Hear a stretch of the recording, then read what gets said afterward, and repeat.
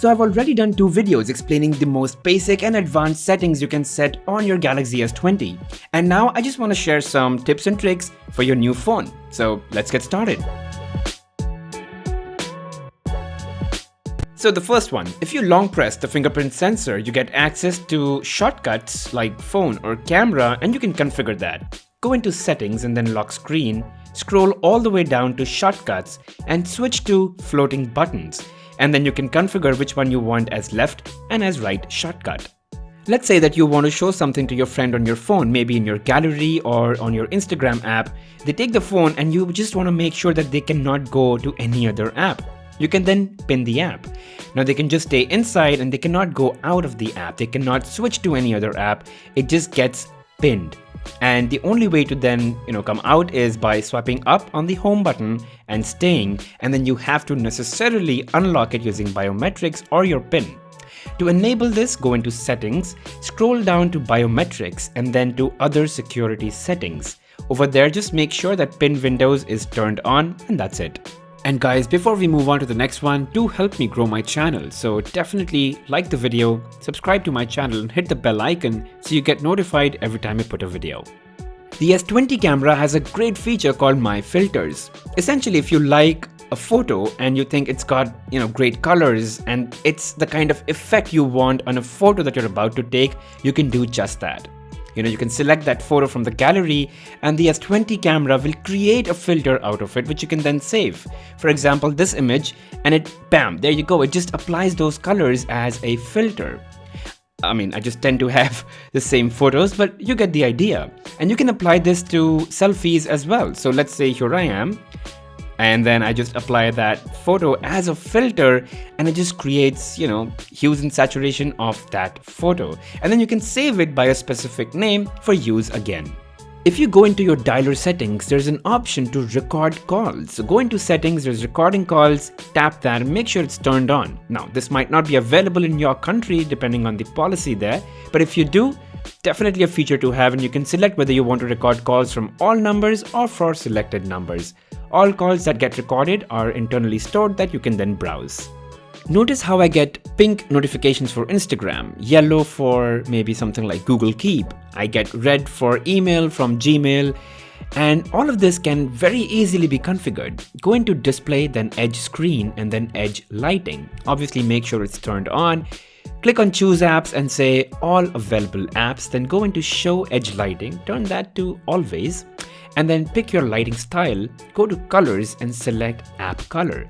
The phone automatically dedicates a color depending on the most dominant color in the app icon, and that's it. Just make sure that you do go into effect and choose something that's visible, like bubble, spotlight, echo and eclipse. These are some real good ones because it's a flat screen now, it's not curved anymore, and they look really good. Next, if you open the camera app and swipe your finger over the shutter key, it starts immediately to take burst shots, and you can take up to 100 images in one go. I've taken 41. You can browse through them. If you like something, you can save it, and if you don't, you can just delete all the images together in one shot. Another one in the camera is to get finer zoom control. So if you just swipe your finger over those 3 modes, which is ultra wide, normal and zoom, you can actually get the exact zoom level that you require. So you're not stuck to those specific presets, and I think it's just something good to know.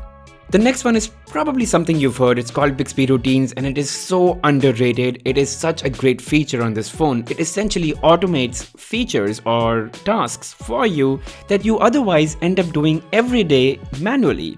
It just saves you that time. For example, I connect to my car and I just want Dolby Atmos to turn on, screen rotation to go to auto rotate. It should unlock my phone and maybe read my notifications aloud so that I don't have to see my phone.